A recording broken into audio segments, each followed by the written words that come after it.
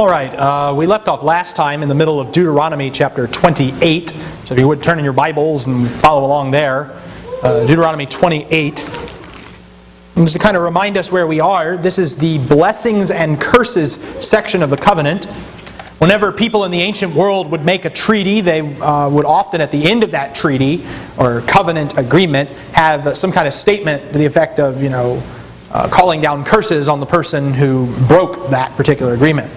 Now the Bible's a little different. The Bible doesn't call down curses like pray for the gods to act or something. The Bible says this is what God will do to you if you violate His law. And also, there is a blessing section, the first 14 verses of chapter 28 describe this is what God will do for you if you keep His laws. But we notice that the chapter was definitely divided with more emphasis on the curses, more space devoted to the curses. And this was not unusual to the ancient world. This is the kind of thing you would find in any law code like Hammurabi or Lipit Ishtar or other things. But there are some unique features, and this passage right here in Deuteronomy 28 is kind of the prophet's proof text, if you will. Every one of the prophets in the Old Testament, Isaiah, Jeremiah, Joel, Hosea, any of those prophets, they almost always in their preaching would come back to this chapter in Deuteronomy right here and say, y'all are in breach of contract.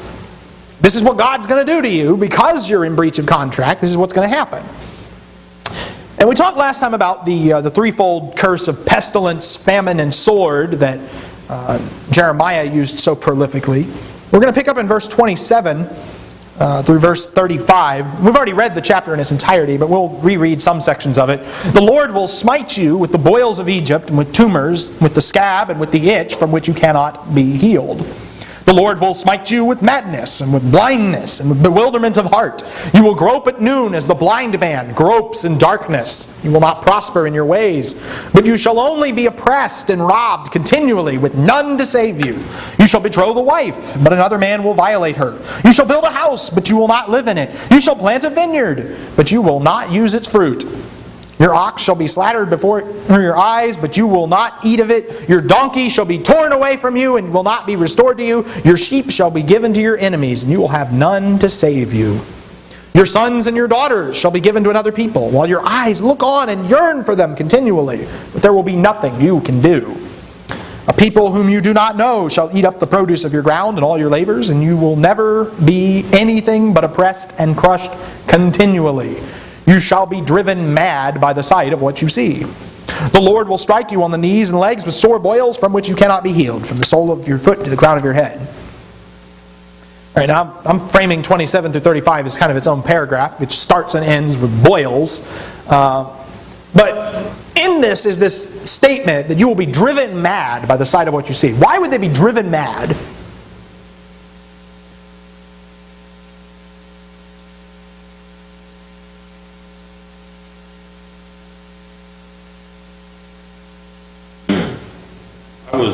I was working on a little bit of something else. I've read the passage, so I'm going to take a stab at answering that.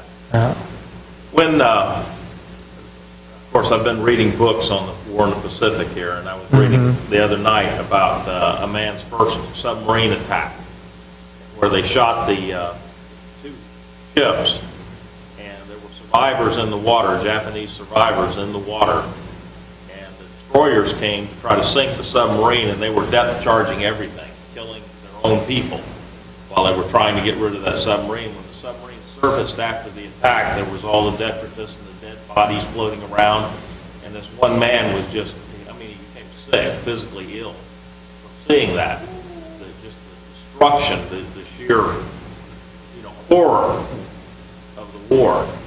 And there's a point at which you see so much evil and the consequences of evil going on that you become mad. It affects you. Yeah. So I have an idea that that's kind of what's being talked about here. So much bad stuff going to hit them. They're going to hit a point where they're just going to break. Yeah. Don. I agree with Mark.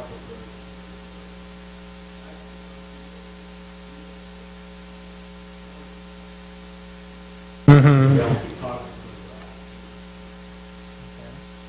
Well, you look at what this passage specifically says, who wouldn't be driven mad by this? It's sheer futility is what it is. And of course you have the boils bookending it, which is bad enough. You ever have an itch that wouldn't go away? And it's just like, this is aggravating and annoying. But that's not where it ends. It's not, it's not just like that. You do see the kind of language of these festering wounds used to describe Job in Job chapter 2 and verse 7, for instance, where Job is stricken with boils from the crown of his head to the sole of his foot. But, what else do you see? We see blindness, and you see kind of a futility versus fertility thing. Whereas the blessings of the covenant had said that, your offspring will be blessed, your crops will be blessed, your houses and your fields and your children will all be blessed. Well, this says the opposite. Your wife, that wife that you were engaged to, somebody else steals her from you. Your house, you build a house, you can't live there now.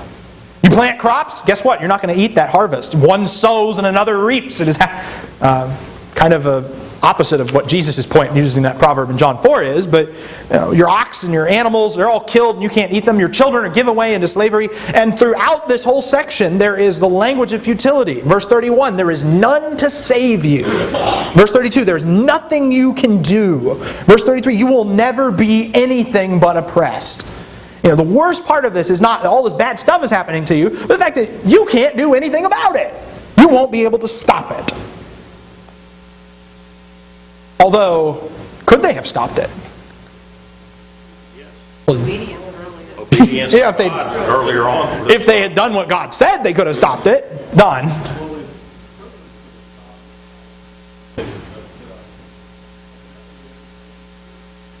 No.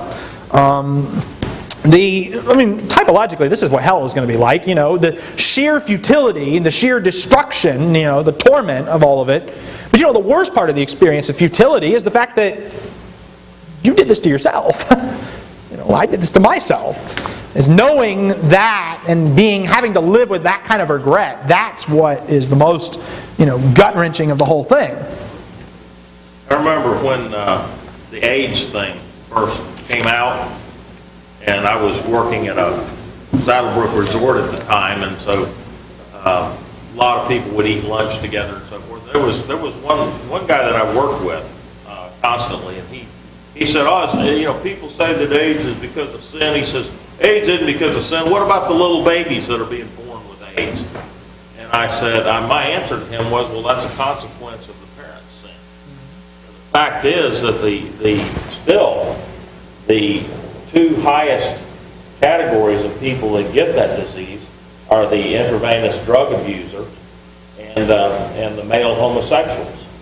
That's still the two highest categories.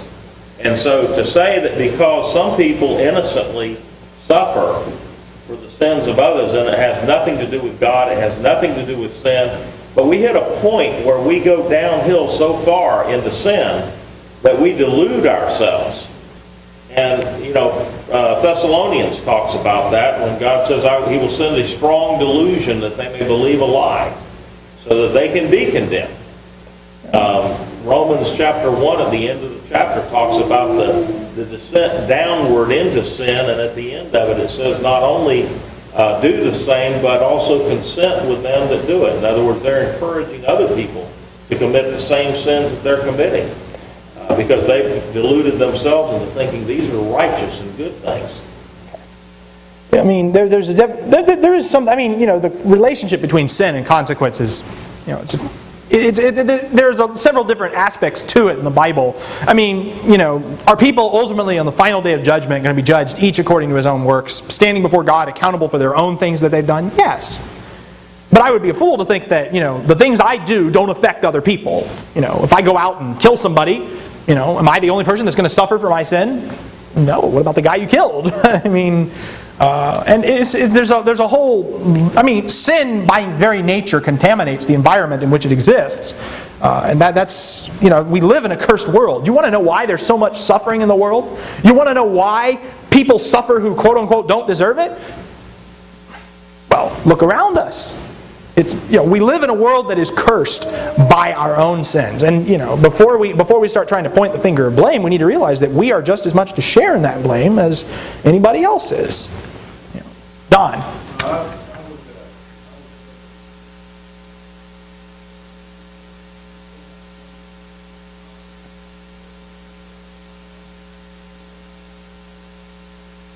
Whatever.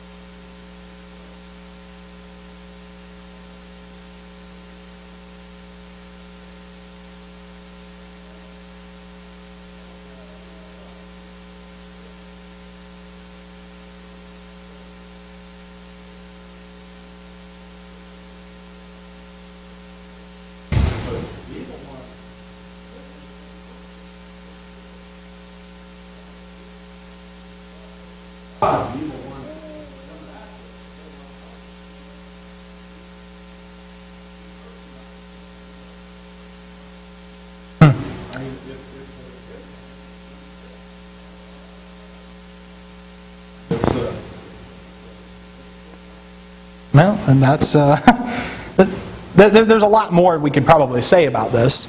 But if you keep looking onwards, from verse 36 onwards, getting back to the text of Deuteronomy, the ultimate curse of the covenant is described as exile, and really that's what the book is really concerned with towards the end of the chapter.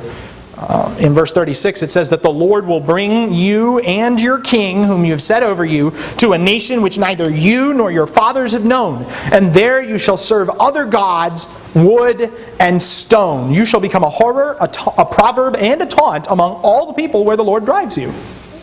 Well, I mean, did they get their just desserts there?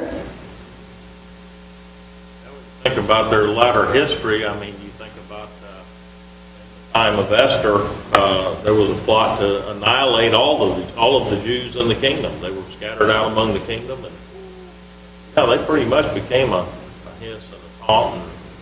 Well, yeah, I mean, that's what happens. There's something else to this, though, too. I mean, you look at verse 36, that the Lord will bring you, your king, to a nation you've not known. There you will serve other gods, wood and stone. How is that them getting their just desserts, as it were? Well, he's closed the doors of the temple. They can't serve him anymore. Okay. Well, why did he do that? Because they're disobedient? What did they do that was so bad? They defiled it? Look at Malachi. Yeah, well, Malachi's after that happens, but yeah. Malachi's after that, but it tells you what they did. Don?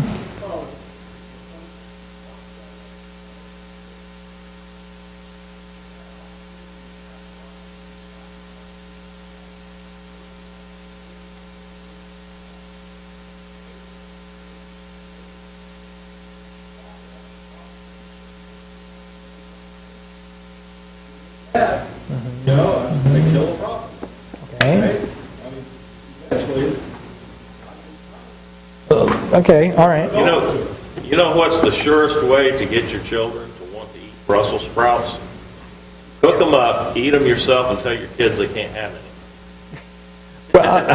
Yeah. I mean, God is taking away their ability to worship Him, and it makes them hungry. Reverse psychology. So this is basically divine reverse psychology is what it is. Well, there's something else to this, though. Look at verse 36 again.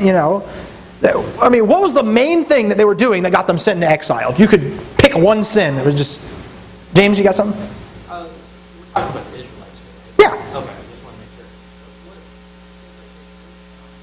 sure. King. They have a king. That's interesting, yeah. That this passage assumes that by the time this happens, they have appointed a king. Chapter 17, of course, mentions a provision for a king. That when you say, or when you enter the land and say, "I will set a king over me like all the nations," then he gives all these rules about what kind of king they were supposed to appoint. Now they don't do that until 1 Samuel chapter 8, but apparently God, in His great foresight, saw this one coming.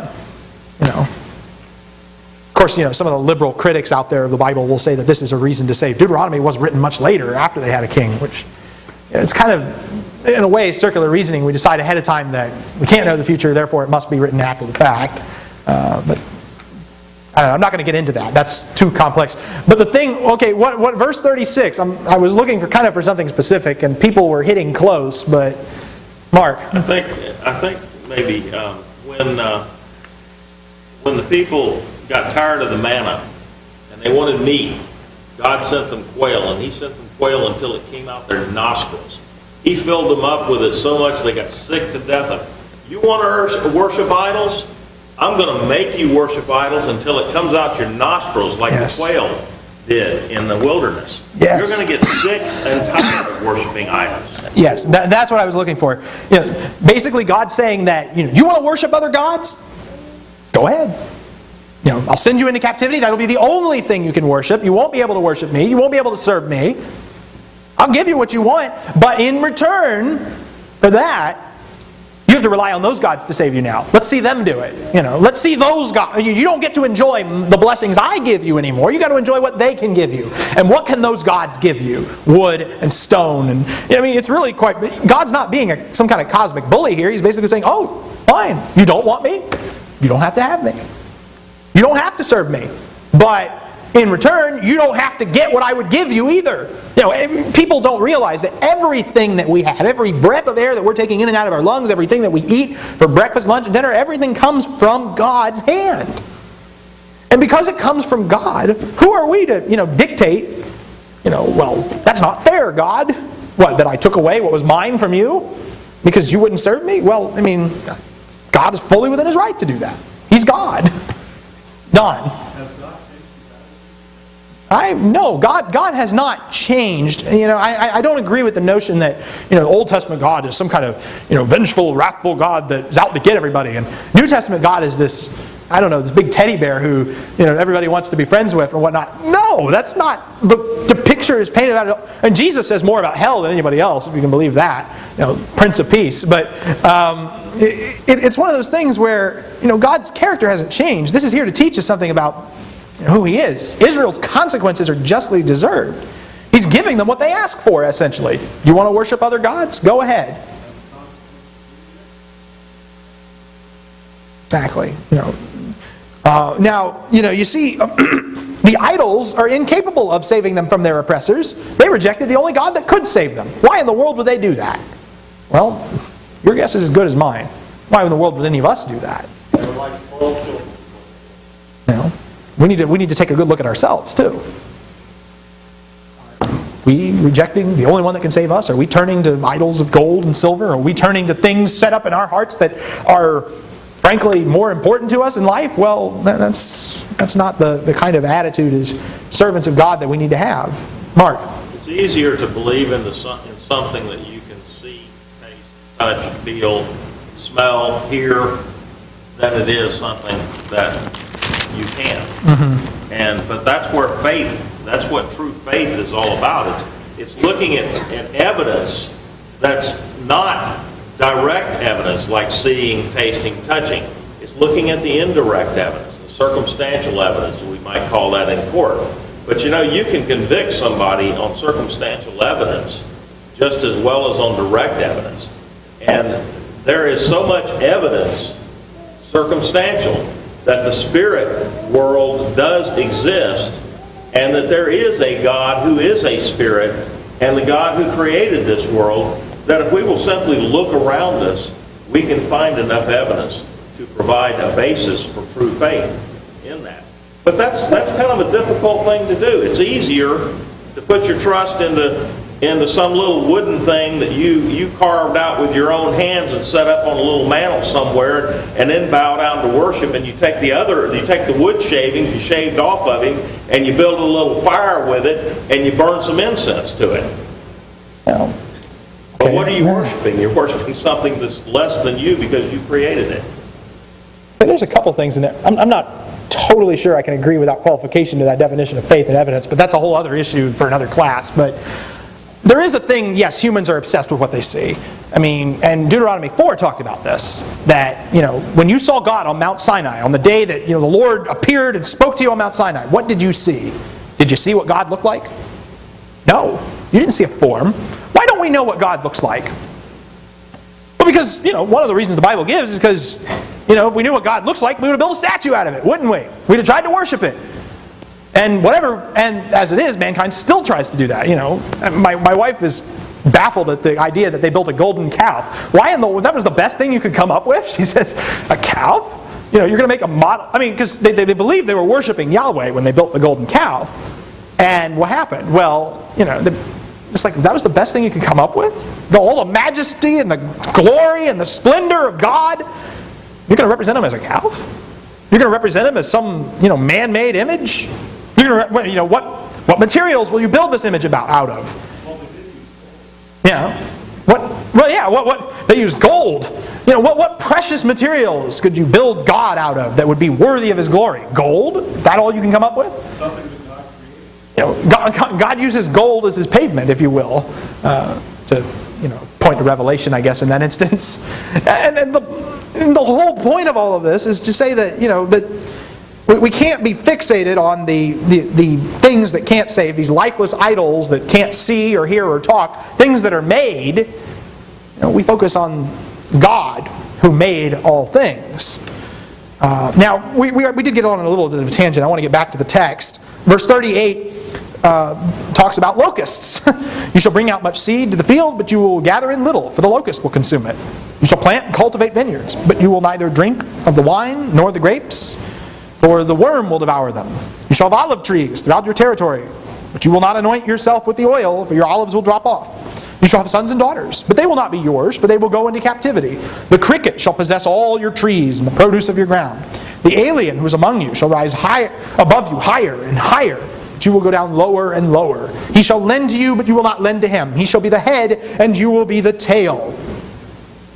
Locusts eat everything. You ever read the book of Joel and how Joel talks about locusts eating everything up? He's drawing very heavily on this chapter, which Joel never actually comes out and says, y'all are in violation of the covenant, but he seems to imply it throughout just by how many times he references Deuteronomy 28 as his central text. We see that the foreigners become the lenders instead of the natives, which is the opposite of what it said in verse 12 under the blessings, isn't it? The Lord will open his good storehouse. You shall lend to many nations, you shall lend to many nations, but you shall not borrow. He shall become the head, and you shall be the tail. That's the opposite of what it said in verse 13, that the Lord will make you the head and not the tail. And we see in verse 48 the comment about the iron yoke. Actually, no, I haven't read that part yet. Verse 45, these curses shall come upon you and pursue you and overtake you until you're destroyed, because you would not obey the Lord your God by keeping his commandments and his statutes which he commanded you. They shall become a sign and a wonder on you and your descendants forever, because you did not serve the Lord your God with joy and a glad heart for the abundance of all things. Therefore you shall serve your enemies, whom the Lord will send against you. In hunger, in thirst, in nakedness, and in the lack of all things, he should put an iron yoke on your neck until he has destroyed you. Again, it's the same language here. You didn't want to serve God? Fine, serve somebody else. You're going to serve somebody. You're not going to be your own autonomous, government within yourself. No human being is an island or a continent to himself. No. What is that? Well, God says if you won't serve me, you'll serve somebody else. And you won't like them. They're not going to be nice to you. They're not going to give you blessings. They're going to give you curses instead. There's going to be an iron yoke on your neck. Jeremiah uses that image in Jeremiah 28. He's confronted by this. It's in the middle of the time of the siege of the Babylonians. They come to Jerusalem. And Hananiah, the false prophet, he comes out and says, this siege isn't going to last. Within a year, God will break the yoke of the king of Babylon, and we're going to be saved. And all this oppression will be over. And he was claiming to speak in the name of the Lord. And Jeremiah, he even did a little visual demonstration. He took a yoke and broke it in the courtyard in front of everybody. It was kind of a sign act. And Jeremiah says, you're lying to the people, Hananiah. You're speaking falsely in the name of the Lord. And it's not going to come true. And because you spoke falsely in the name of the Lord, you're going to die. But the other thing Jeremiah said is that the yoke of the king of Babylon isn't made of wood. It's made of iron. Let's see you break that. God puts an iron yoke on the people. It's not a light burden. It's not an easy burden to carry. It is a heavy burden. You might contrast with the yoke that Jesus offers. And he says that my yoke is easy and my burden is light in Matthew chapter 11. So those are just some various curses of the covenant. There's probably more details we can get into here, but anybody got any comments or questions up through verse 48? We're going to finish this chapter. I'm determined to do it. Verse 49 describes kind of the progression of the siege. The Lord will bring a nation against you from afar, from the end of the earth, as the eagle swoops down, a nation whose language you shall not understand, a nation of fierce countenance, who will have no respect for the old, nor show favor to the young. Moreover, it shall eat the offspring of your herd and the produce of your ground until you are destroyed. Who also leaves you no grain, new wine, or oil, nor the increase of your herd or the young of your flock until they have caused you to perish. It shall besiege you in all your towns until your high and fortified walls, in which you trusted, come down throughout your land. And it shall besiege you in all your towns throughout your land which the Lord your God has given you. So, we got a nation who speaks a language you don't know, which really probably could have been anybody, because every nation speaks a different language.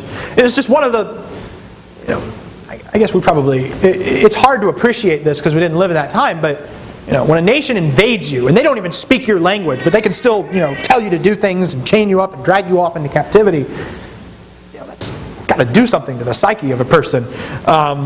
This is what's going to happen. People are going to come Babylonians are going to come and babble at them, essentially. They're not going to understand it, but they're going to have to submit to it. The enemies will eat their crops and their livestock, verse 51. We learn that the walls in which the people trusted are going to be torn down. We had kind of a discussion about this on Thursday night in the Isaiah class, whenever the siege was about to come on the city, and their great military strategy was, let's tear down houses in the city and use it to kind of shore up the wall and so that we can keep the people out. And the problem wasn't the defensive strategy of building a wall. There's nothing wrong with that. The problem was that they didn't trust in God first. They made preparations, but they didn't have the right priority. They trusted in the thing that they made rather than the one who made them. And so the walls in which they trusted will come crashing down. Kind of the opposite of Jericho. Jericho hasn't even been taken yet, but it's quite the opposite of what happens in Jericho. Israel finds themselves with their walls crashing down around them.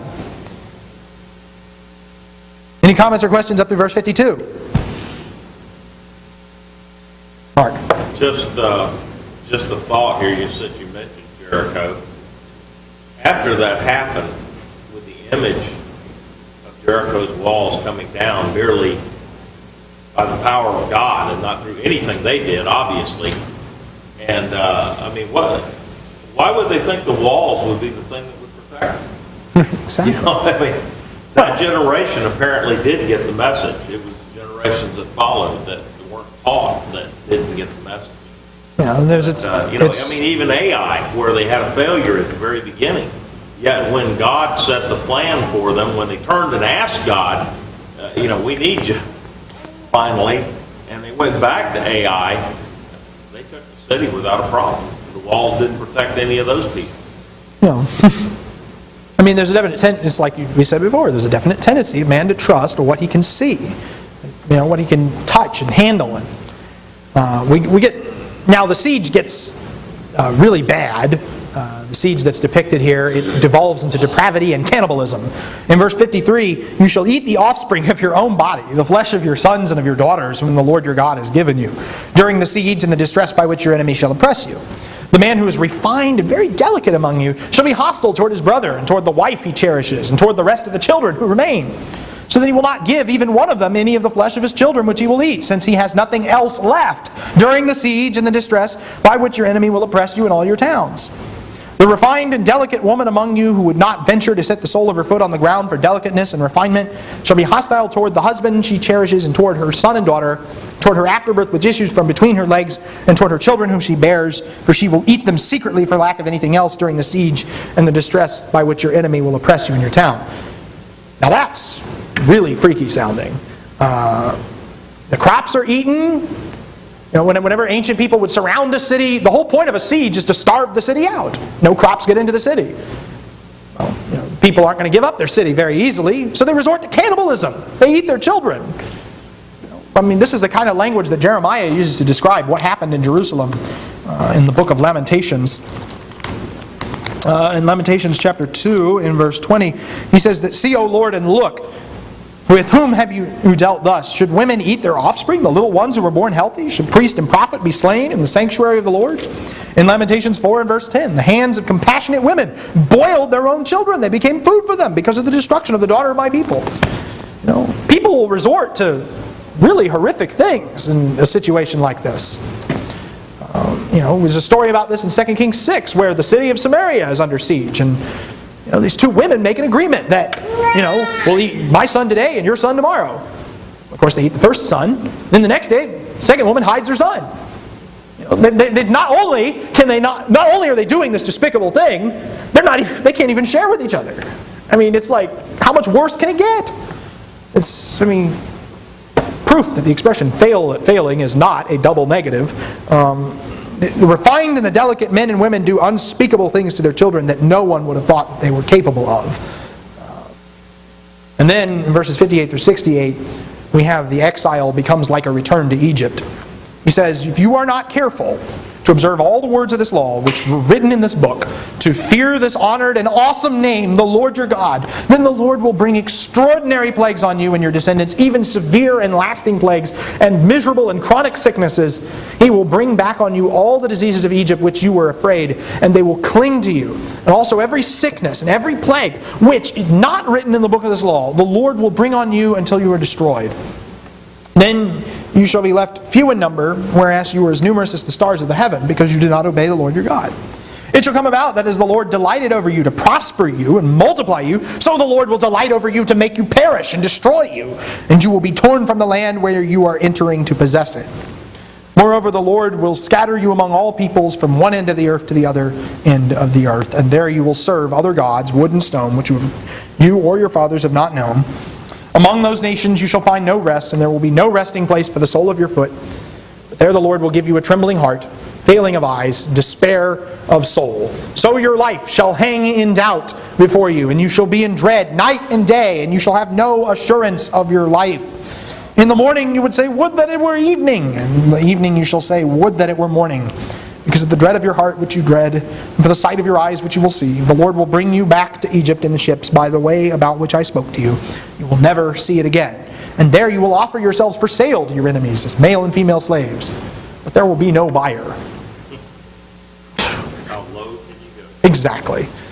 If Israel doesn't do what is written in the book, then God is going to destroy them with plagues that are not written in the book. You think about that, there's a lot of stuff written here. What's not written in the book? That could be even worse, you might wonder.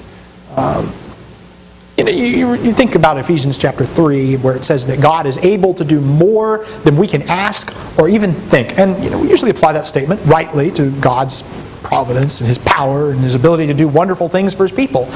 You think about what heaven must be like. If God can create good things in this world, whatever we've imagined that heaven is certainly greater than that. But the statement also applies to God's judgment. You think you can think of the worst possible thing imaginable. God is able to do more than you can ask or think in that area as well.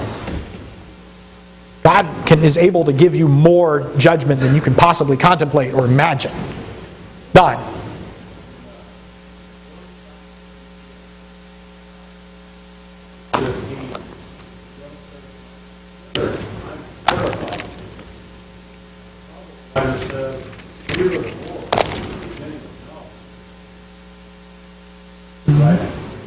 It's a fearful thing to fall into the hands of the Almighty God.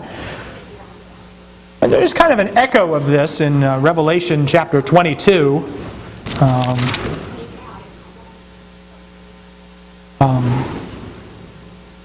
There is kind of an echo of this in Revelation chapter 22, in verses 18 and 19. I testify to everyone who hears the words of this prophecy of this book. If anyone adds to them, God will add to him the plagues which are written in this book. If anyone takes away from the words of this book or this prophecy, God will take away his part from the tree of life and from the holy city which are written in this book. We see in verse 62 of Deuteronomy 28, the people are no longer as numerous as the stars of the heaven. The promise to Abraham is no longer helping these people for whatever reason. It ends the ideal that we saw in Deuteronomy 1 and verse 10, that God has made you like the stars of the heaven. The fruitfulness that was promised to Israel is reversed. In Genesis, God had told the people to be fruitful and multiply, and He had told them that they will be fruitful and multiply, both a command and a blessing. But in verse 63, it came about as the Lord delighted over you to make you fruitful and multiply you, so the Lord will delight over you to make you perish and destroy you, and you will be torn from the land which you are entering to possess. Be fruitful and multiply becomes perish, be destroyed, and be torn. Not a happy situation. In verse 64, we learn that they're scattered and forced to serve the idols again, just like we read before. There's no rest. Your life will hang in doubt and despair. Somebody's suffering from chronic depression here in verse 67. Would that it were evening. Would that it were morning. You're not happy no matter what time it is. You're not happy no matter what's going on. You can't stand wherever you are and whenever you are right now. That's a curse of the covenant right there. This just absolute, total futility of life. Total discontentment because of the dread of your heart which you dread and the sight your eyes will see. And in verse 68 it says that the Lord's going to take you back to Egypt. You're going to sell yourselves into slavery, and there isn't going to be anybody who wants to buy you. It's bad enough that you have to resort to that. It's even worse that nobody wants you. Nobody wants you to be... nobody wants your slave labor, basically. Now there's something to say here about Egypt and how they're used in this list of curses. What would we say about Egypt here?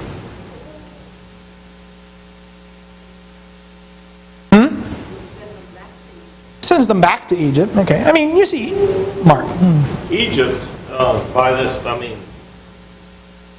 I'm getting confused with our Thursday night study. Egypt was brought... No. This doesn't talk about Egypt in Deuteronomy. I'm sorry. I'm getting confused. I mean, by the time that they were appealing back to Egypt, I mean, look at history down the line. History to us, future to them. This is the Thursday night study. Okay.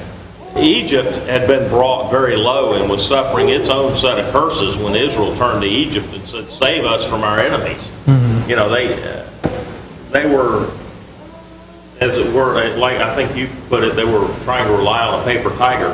Come help them. I don't think I use that expression, but that's interesting. Yeah, I mean, Egypt was that's Egypt. They were a paper tiger, really, and God says, you're going to run after these people even to try to save you, and they're not going to want to save you. And we see that happened to them down the line. They appealed to Egypt, but all Egypt wanted was really its own best interest. They weren't interested in helping Israel and Judah at all. And they helped them a little bit when it was in their best interest, and then as soon as it became in their best interest, they threw them under the bus, so to speak. Mm-hmm. Well, I mean, to make it a little more relevant to this audience, I mean, their recent experience in Egypt was slavery, and then they were brought out of slavery by the 10 plagues. And of course, you've seen kind of some of the 10 plagues reiterated in this chapter, haven't you? Locusts, boils, blindness, the plague of darkness that came on Egypt. But in verse 60, God promises that He will bring on you all the diseases of Egypt of which you were afraid, and they will cling to you. You've seen what God can do. You've seen what God will do to those who oppress His people. And what will God do to the people that reject Him and reject His covenant relationship with them? There's a return to the slavery of Egypt. And they return to the slavery of Egypt, but no one will buy them. It's kind of the language of the prophets. Hosea does this in particular, talking about how they will return to Egypt. Now, of course, does Egypt literally come and drag them back and become slaves in literal Egypt again? No. That doesn't happen. What happens is Hosea later explains that Egypt is represented by Assyria, and later prophets represent Egypt as Babylon. This idea of captivity and exile and slavery is personified in Egypt, but even though it may be represented by a more specific historical nation that's different from Egypt. Don.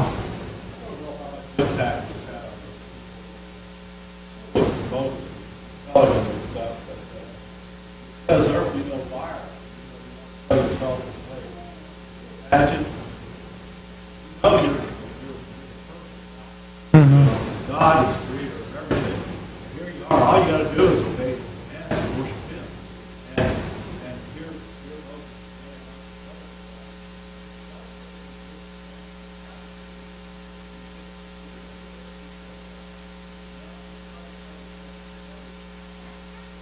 no love,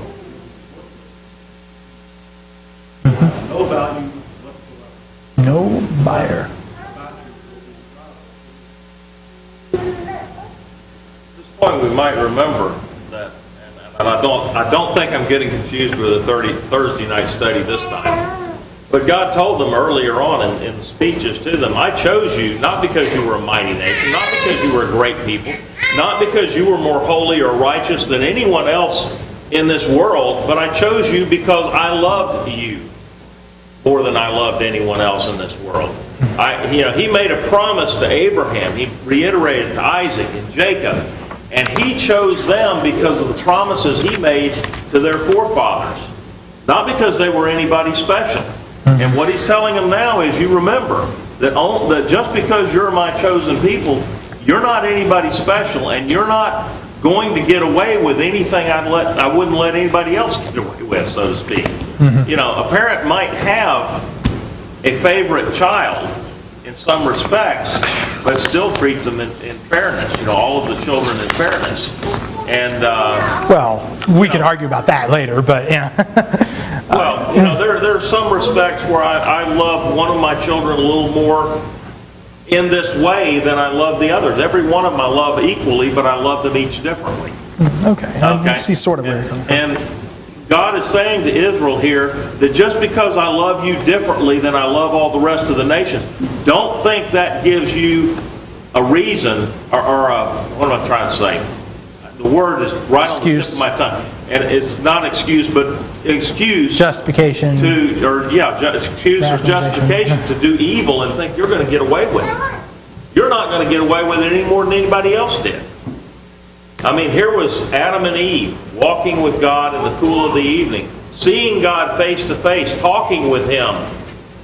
And they committed one sin, and what did God do? He threw them out of the garden. Now they had it better than anybody else on this earth has ever had it since. And they defied God, and God threw them out of the Garden of Eden. So what do we expect? Nothing better?